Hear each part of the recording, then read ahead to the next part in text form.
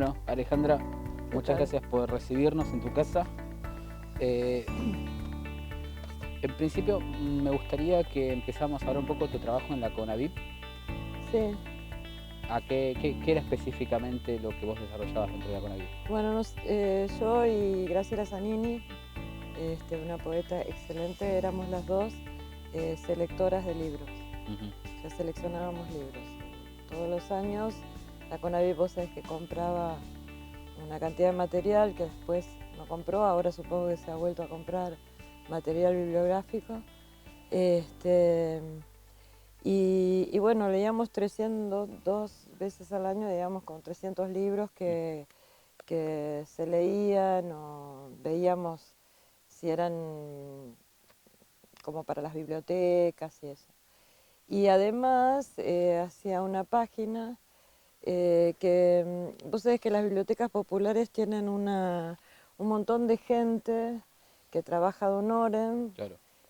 Las bibliotecas tienen 20 personas funcionando, son únicas en el mundo porque están hechas por la gente, por la comunidad. Entonces, en las bibliotecas funcionan talleres generalmente, y los talleres de literatura eran bastantes, había como cerca de 1000 talleres de literatura. Entonces armé una página digamos, hay una página en la Sorbona para novela, como yo soy novelista me encantaba, qué sé yo, sobre crítica literaria, novela, además.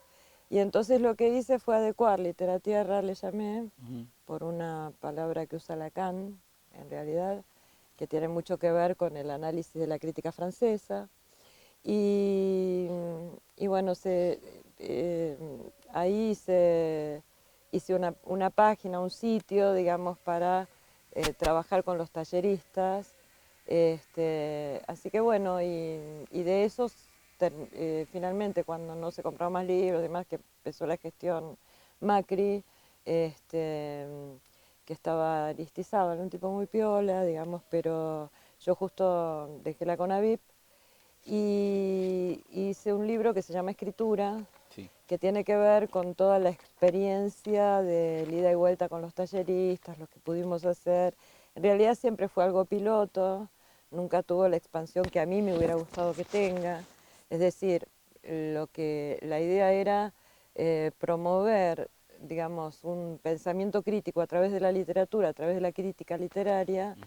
este, y generar, digamos, en todo el país talleres que tuvieran que ver con eso. En realidad pude hacer una experiencia piloto válida, y lo que dejé, digamos, es ese libro que habla de la experiencia, y por lo menos queda algo documentado de lo que se hizo y de la posibilidad que tiene ese proyecto. ¿Cuál crees vos que es, en ese sentido, la función de la crítica literaria, tanto en talleres, digamos, autogestionados, como en la crítica literaria a nivel académica hoy en día? Mira, digamos, el tema es que vos sabés que eso también me pasaba leyendo mucho. Mm. En determinado momento las universidades decían, bueno, si tenés algo publicado, parece que tenías más hándicap Claro. universitario y académico. Y lo que pasaba es que había mucho refrite, o sea, los ensayos académicos en general son citas y citas y citas. Sí. Y no hay un sesgo, que es lo que a mí me gusta del ensayo, un sesgo donde vos puedas ver algo distinto del libro Claro. y que actualiza el libro.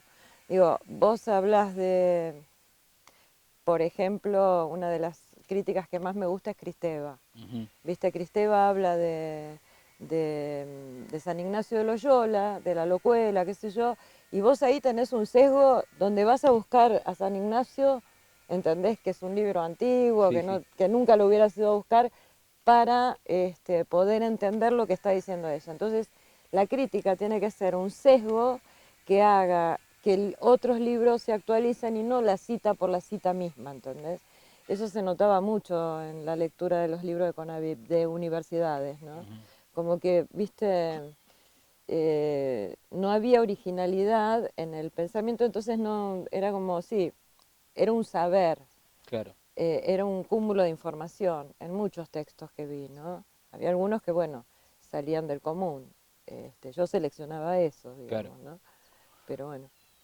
¿Y vos a qué crees que se debe esa falta de originalidad, por poner entre No, comillas? en determinado momento se dio como, viste, como que había que hacer libros, Sí, ¿entendés? Y para mejorar el nivel académico de personal. Entonces se hicieron muchísimos libros de que tampoco. También, digamos, otra cosa que pasaba, que se seleccionó mucho en la época del kirchnerismo, era los textos que tenían que ver con lo que había pasado durante el proceso sí, y demás, ¿no?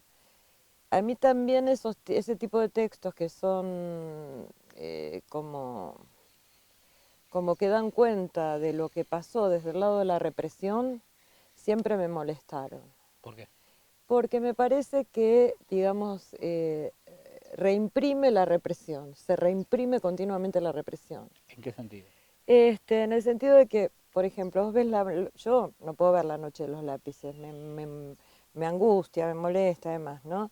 Pero es un texto que yo entiendo que, digamos, por ejemplo, alguna vez lo hablamos con Fabián Domínguez, que la documentación histórica es importante, ¿viste? De hecho, yo trabajé para el juicio de ESMA, ¿Por el caso de tu hermano? sí, y también acompañé, digamos, a Carlos Loza, que es un compañero Sí, que estuvo buscando material sobre ese momento y sobre ese juicio específicamente.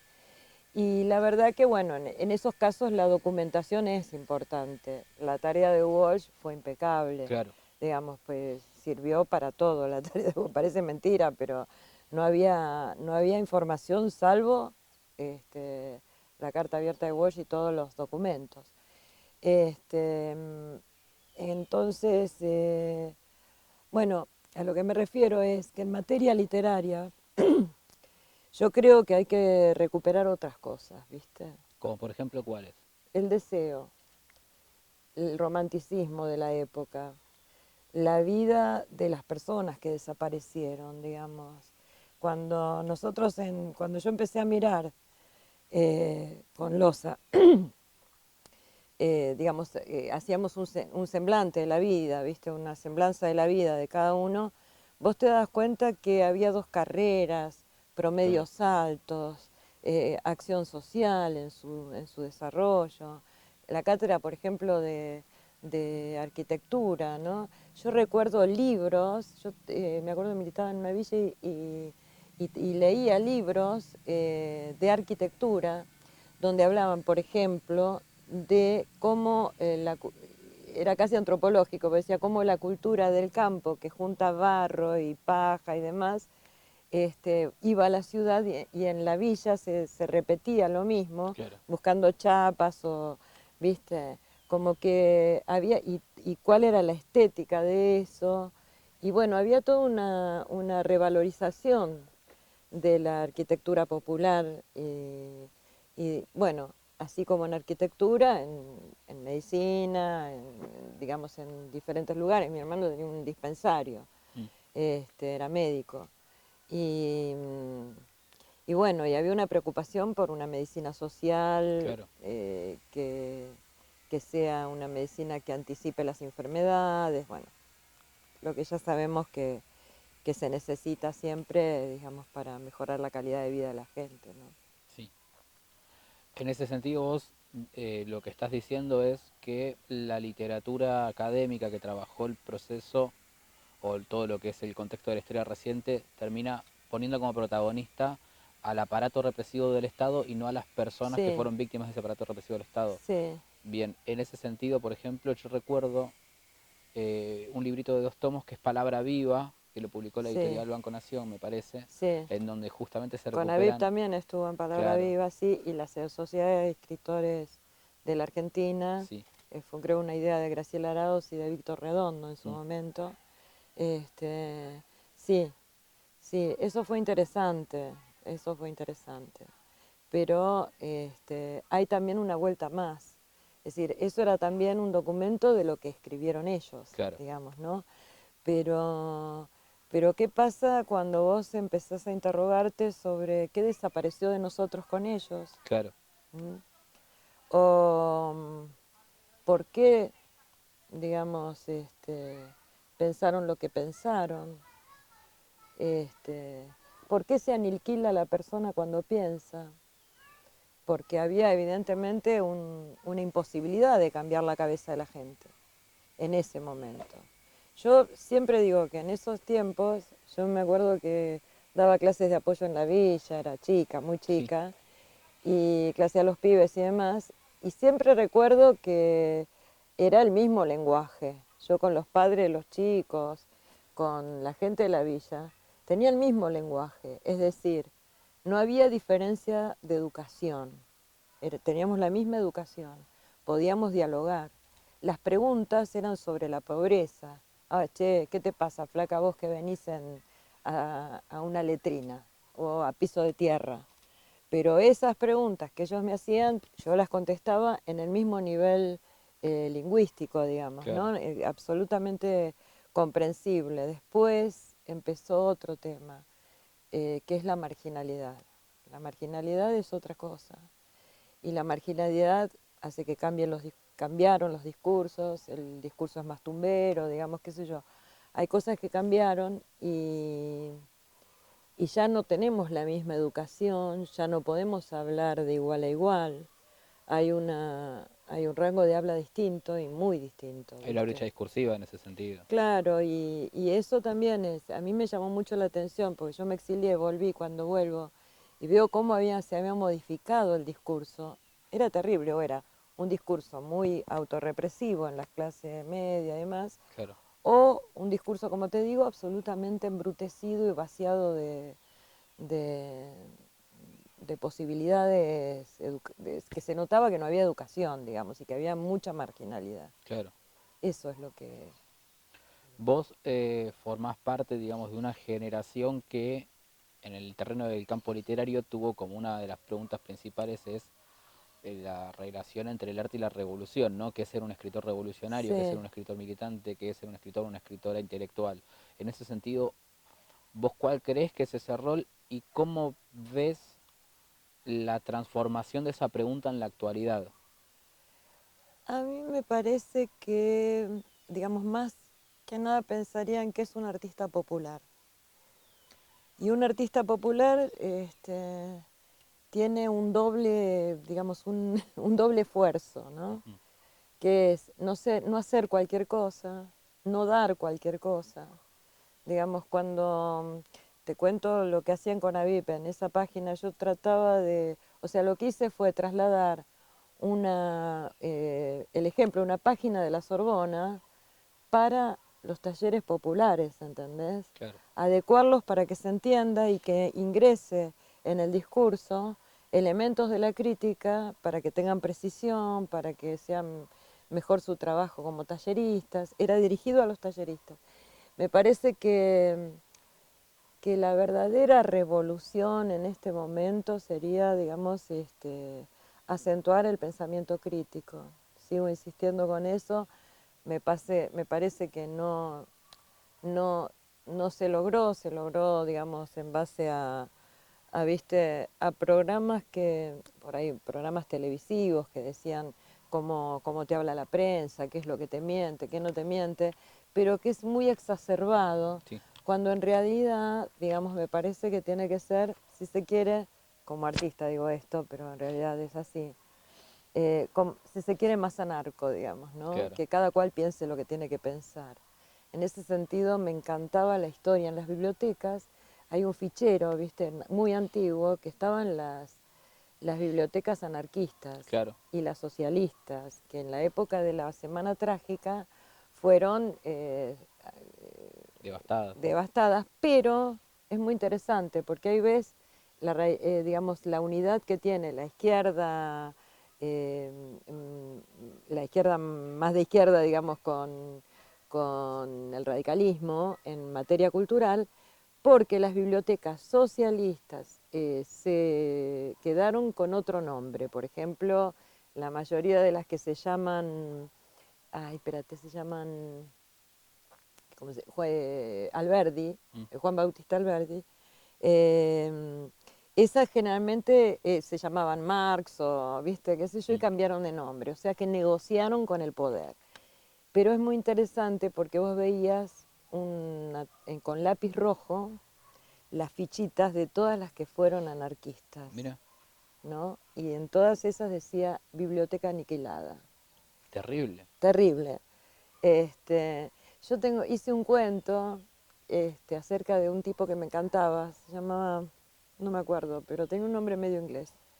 Lo que pasa es que le cambié el nombre al personaje. Mm, eh, yo le puse Townsend, pero bueno, este Townsend, pongamos, tiene otro nombre me parece. Era un tipo que hacía ¿cómo se dice? Iba a las bibliotecas para ver cómo funcionaba y daba cuenta de eso, no me claro, acuerdo, el registro, ¿viste? sí, Iba a sí, ver cómo estaban. Porque se les mandaba cosas, qué sé yo, entonces iban a ver si tenía socios, si no tenía socios, ese tipo de claro. cosas. Y es muy genial, porque yo miraba los archivos de la biblioteca y el tipo, viste, tenía una precisión. Por ejemplo, en la época de Perón se llevó La razón de mi vida, esto, lo otro. En la época de la Revolución Libertadora, el tipo dice, fueron quemados los libros que la superioridad dijo que se quemen. ¿Entendés? O sea, era muy claro porque daba cuenta de la historia en pequeñas frases. Claro, Digo, qué genio este tipo, porque te marcaba la historia de una manera velada, ¿no? O sea, no velada, sino que en una frase te decía, acá está pasando esto, y así son las instituciones del país cuando pasan estas cosas, ¿no? Lo terrible lo terrible fue en el proceso, pues en el proceso el tipo pone biblioteca en conformidad, biblioteca en disconformidad, biblioteca en conformidad, biblioteca en ajá, disconformidad. Lo único que pone. No una cosa así, claro. digamos, ¿no? Como es tajante, digamos, ¿qué pasa esto? No puedo decir otra cosa, ¿no? Este, digo, a veces tipos que no son escritores o qué sé yo sé que ese personaje de la CONAVIP terminó siendo parte de la comisión directiva de una biblioteca de zona sur. Mm, Porque me encontré con alguien y me dice, ay, pues yo hice el cuento y le comenté a alguien que era de la biblioteca y me dijo eso. No, pero está en la biblioteca tal. claro. Y bueno, ya cuando yo hice el cuento estaba o muy enfermo o por morirse, una cosa así. Este, es, eh, es interesante también, en un momento dado, fui jurado por la CONAVIP de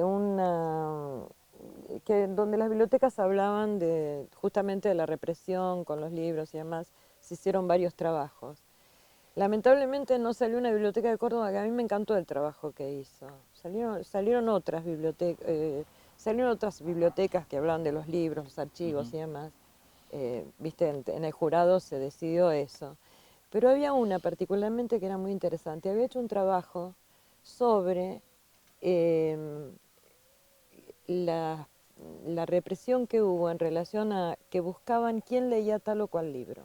ujú, O sea, ya iba el ataque directamente a la aniquilación de la persona por claro, pensar. Digamos, cuando no, cuando no se puede combatir una idea, se la destruye, el poder la aniquila a las personas. claro, Y es lo que pasó acá, ¿no? sí. En ese sentido, ¿cuál consideras vos que es el valor que tiene la biblioteca como herramienta política? Yo creo que la biblioteca más que, es un centro cultural en sí misma. Eh, bueno, el valor político lo tuvo en otras épocas. Marechal Claro, en Megáfono la Guerra lo que hace es hablar del encuentro en la biblioteca, que era prácticamente, ahí estaban todos los depuestos, claro. digamos, ¿no? Toda la gente depuesta estaba en la biblioteca. Este, pero, pero la biblioteca me parece que hoy es un lugar de encuentro, debiera serlo. Bueno, con la pandemia estamos Sí, todos sí, seguro. medio enrarecidos, ¿no? Pero También hay una cuestión de cómo se va transformando el lugar en la sociedad de la biblioteca con, por ejemplo, el avance sistemático de las nuevas tecnologías digitales. sí, En sí. ese sentido, también incluso uno podría preguntar o preguntarse sobre cómo pensamos la cuestión del archivo de la cultura en el marco de las tecnologías digitales, que por lo general tiene una tendencia Sí, mucho más rápida a la dinámica, a desaparecer y demás. mira, el libro siempre es el libro, ¿no? Yo muchas veces estoy leyendo en la biblioteca con la computadora, Claro. pero en la biblioteca, es decir, acompañada de los libros. Es un objeto bellísimo que te acompaña. Hay libros que he comprado, aunque los tengo para tener la edición, qué sé yo, libros de Sartre o qué sé yo, por homenaje a esos autores nada más. Ujú, ¿Viste? Les hago homenajes comprando el libro y teniéndolo. claro. Me acompañan, es como que me acompañan, ¿viste? Pero no sé cuál es el... A mí me parece que las nuevas tecnologías... Bueno, yo bregaba mucho eh, por la biblioteca como centro cultural en sí mismo y para que haya encuentros temáticos que lleven o a la información o al libro, Ujú, ¿viste? Qué sé yo, que en vez de hacer, viste, que se juntan todos los talleres a hacer una muestra, sí, que bueno, todo el año se preparen para una muestra temática. Grecia, Roma, claro. este, la Revolución de Mayo o lo que fuere, digamos, Ujú. ¿no?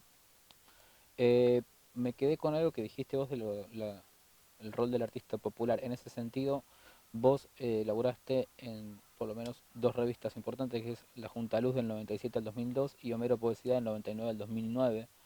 Eh, ¿Cuál considerás que es el lugar que tienen las revistas culturales o de literatura, sobre todo las revistas autogestionadas, dentro de ese rol de artista popular?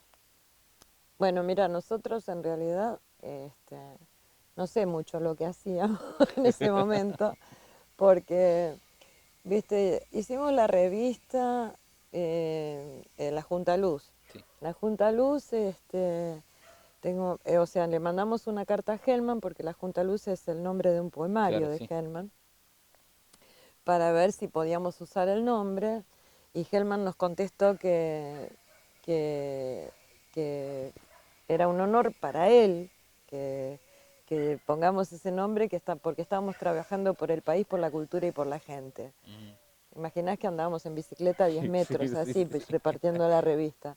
La revista la repartíamos en bici, sacábamos 1000 ejemplares, Ujú, lo vendíamos puerta a puerta a $1, que en ese momento era $1, mira, y bueno, y vivimos de eso toda esa época.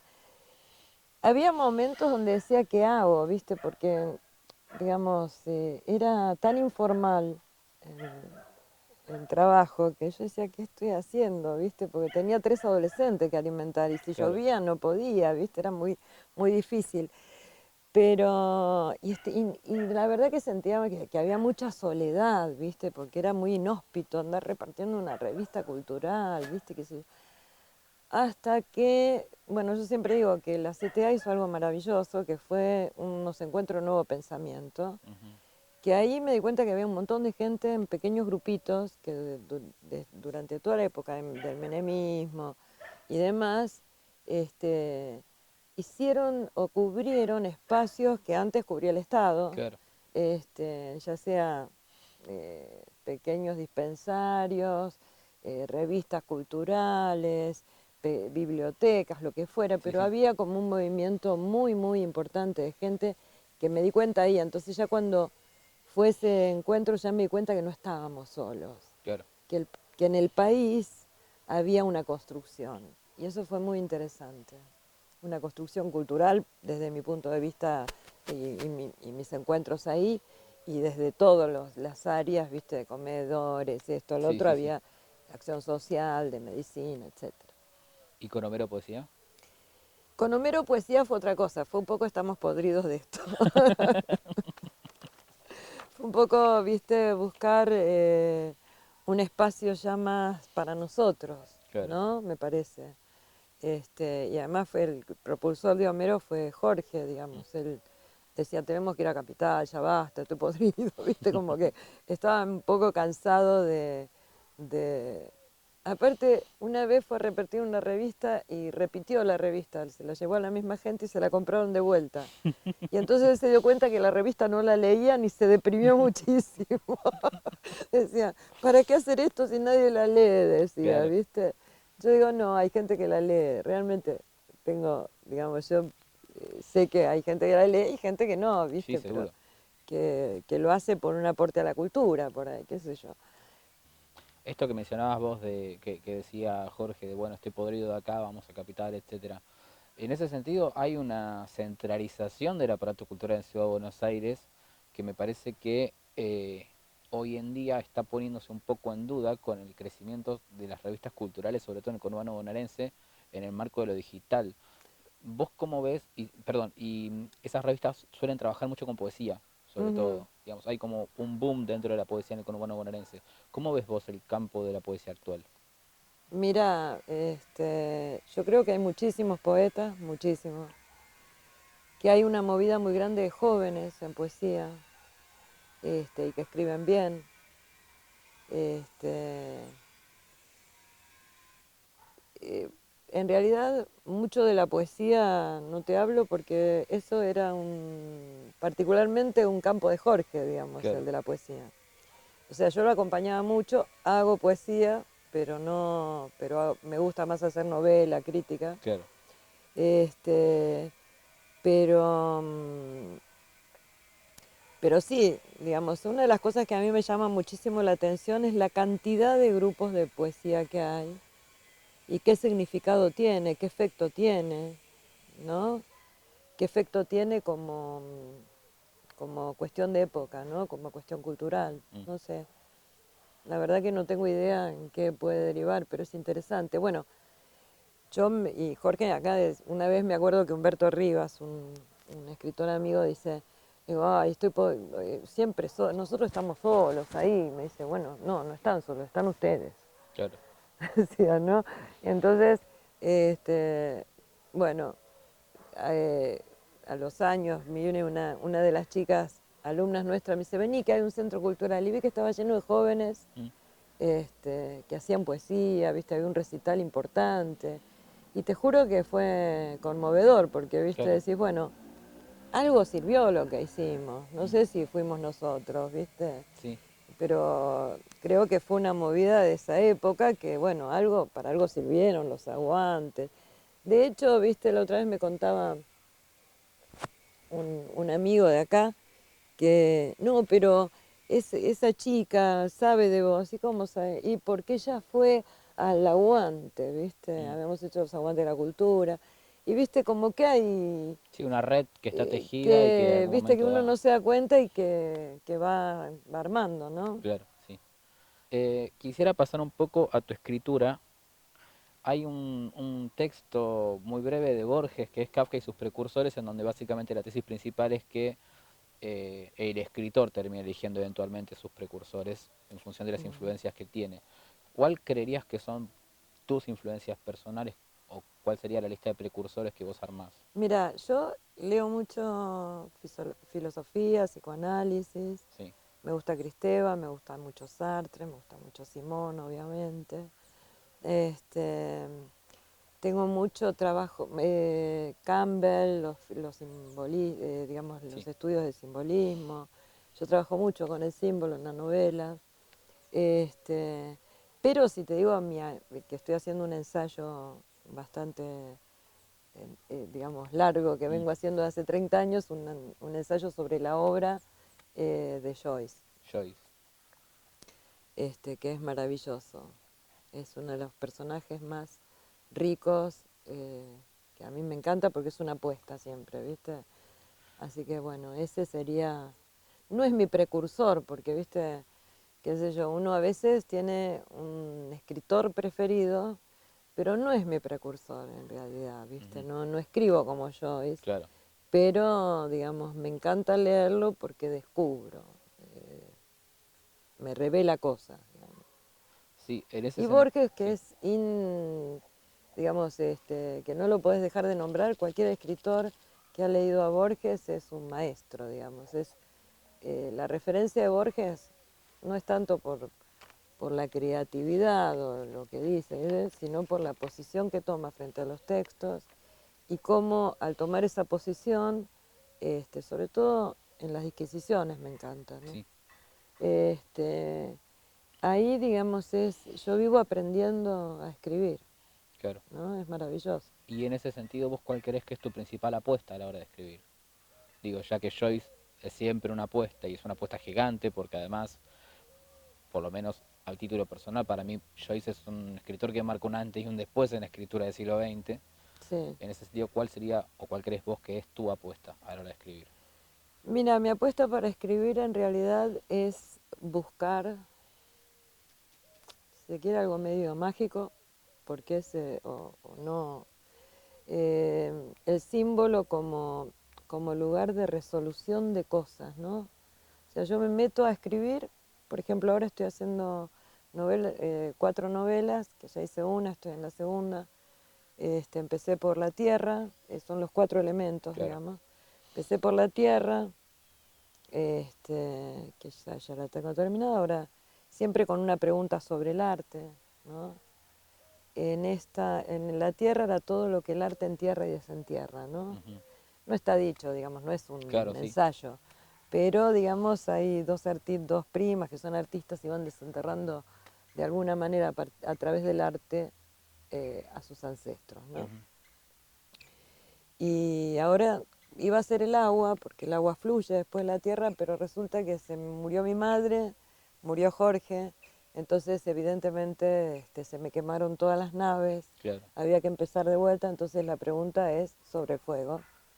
Y en esta del fuego lo que estoy haciendo es, bueno, cuando se queman todas las naves, ¿no? ¿Y cuál era la pregunta sobre el arte? Y bueno, y le hice un homenaje a Jorge. Mm.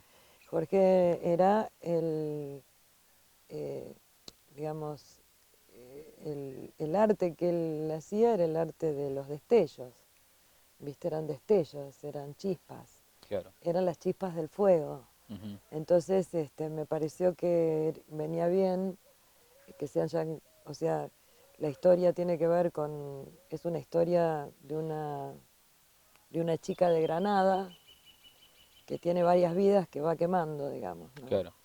Primero en Granada, después como gitana, después viene al Nuevo Mundo, naufraga, Ujú. queda todo solo, se le muere el marido en el barco y llega un nuevo mundo que tiene nada.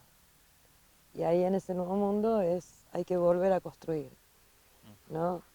La hice de Granada porque en realidad quería que el personaje tuviera algunas cosas que no me permitía cualquier española, Claro. digamos, ¿no? O sea, saber leer el cielo, por ejemplo, encontrar un cielo que no tiene las mismas estrellas, Mm. ¿no? Ya eso es bastante, Sí, ¿viste? impactante. Tirarse así y decir que no puedo leer el cielo porque ni el cielo es igual, Claro. ¿viste? Bueno, esas preguntas y bueno, y después ahí ella, qué sé yo, como el padre era geómetra de Granada y vivía en el palacio, entonces sabe escribir y hacer poesías y esas Claro. cosas. Y ahí, bueno, y ahí empiezan sus preguntas. Ujú. Sandra, realmente las entrevistas siempre tienen algún tipo de juego, de poner algunos libros y vos agarrás cualquiera y lo comentás. Comentás si te ha influido, si te ha gustado, qué tenés que decir de ese autor. Hoy trajimos algunos que tienen que ver fundamentalmente con la Este me encanta. poesía, y entonces de algunos ya hablaste en la entrevista, pero este, empezamos con eso. Bueno, voy a elegir a Juan L. primero. Juan L., viste, como Wisława, yo siempre digo que me encantaría escribir, hacer... Lo que tiene Juan L. es que va haciendo el paisaje, va diciendo algo, va describiendo un paisaje y el paisaje mismo es un sentimiento. Entonces, de repente dice una palabra, viste, es como, yo siempre me acuerdo del perro, viste, que Prestes era el perro de él, ¿no? Entonces va describiendo esa melancolía del paisaje ribereño, del Paraná y demás, y el perro, y entonces después dice algo así como, ¿por qué estas almas tan chiquitas, digamos, no? Son algo tan importante para uno, ¿no? Le va dando, y vos en ese contexto ya llorás, ¿viste? Porque esa frase, en medio de toda esa cadencia, ¿viste? Ya te conmueve, ¿no? Y me gustaría tener los finales de Wisława. Los cierres de Wisława Szymborska son maravillosos. De hecho, esta casa la compramos el año que Wisława fue premio Nobel. Y la calle es Polonia.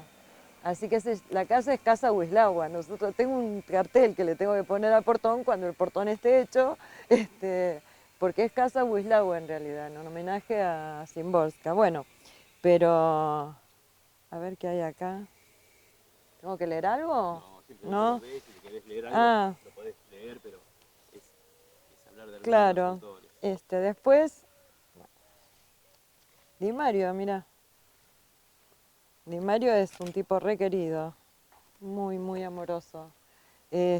Aparte,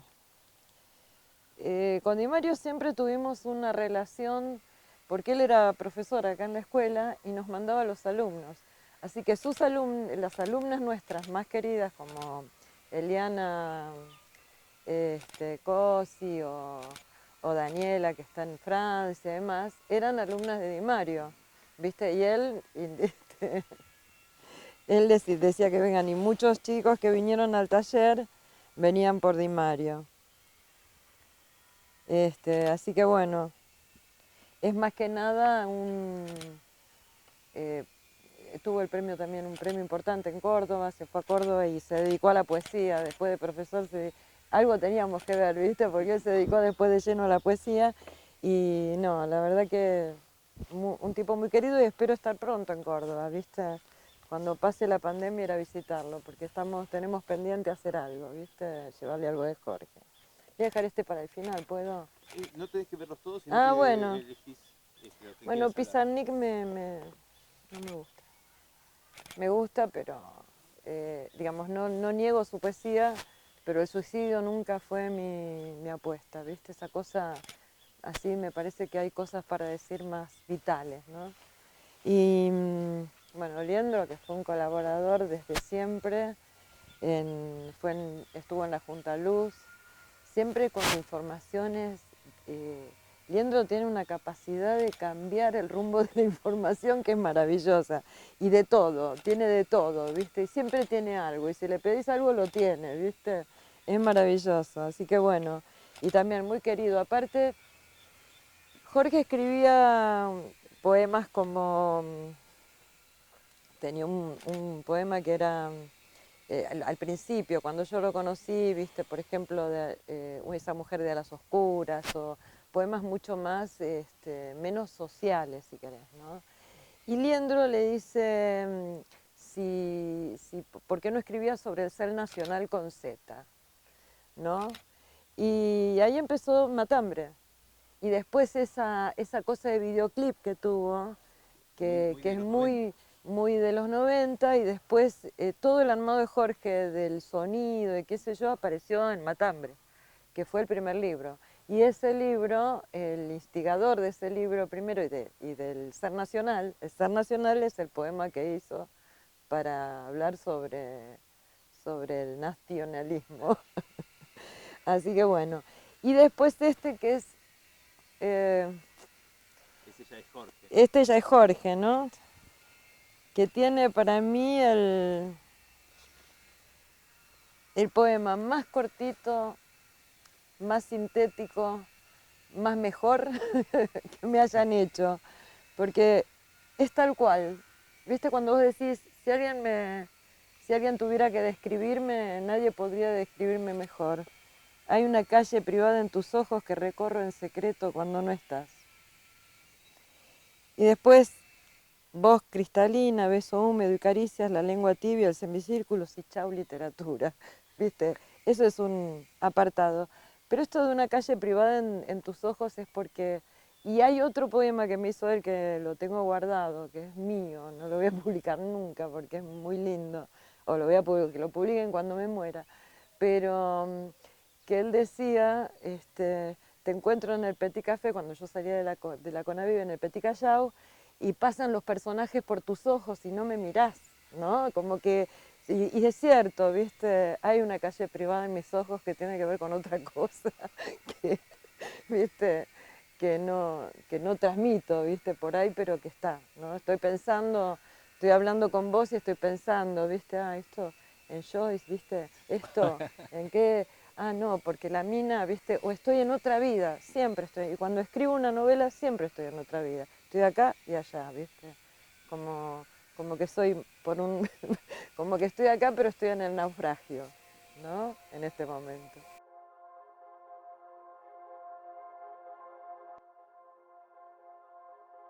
Entre aquellas paredes blandas no hay noche y nadie está quieto. Trabajan en acción pura con un ritmo insistente. Ahí consuelan a los desesperados y conspiran contra las malas hierbas. Ahí los alquimistas practican sus transmutaciones y los caballeros lloran por amores lejanos.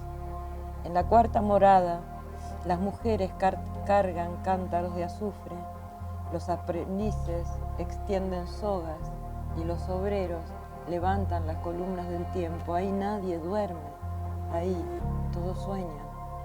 En la cuarta morada de paredes blandas, los espíritus humanos se inclinan para quitar los palos de las ruedas en el camino extraño, y las almas viejas mueven los zambajes para que giren los carros del mundo. En esa casa se ampara a los callados, a los interrumpidos, a los abruptos, a los nadie. Ellos buscan ahí su redención, su relato de época, su protagonismo, su razón de ser o de haber sido. Adentro hay animales liberados de la prisión de los bestiarios. Todas las jaulas están abiertas para que los antiguos músicos hagan sus himnos y las fieras salgan a merodear en sombras. Ahí se cocina la belleza del siglo, el lenguaje de las raíces, los gestos fraternos, las mujeres en lucha, el paraíso del hombre, el universo semejante. En la cuarta morada de la carne mis huesos crujen, mientras sus habitantes en mis manos dictan la historia siempre velada.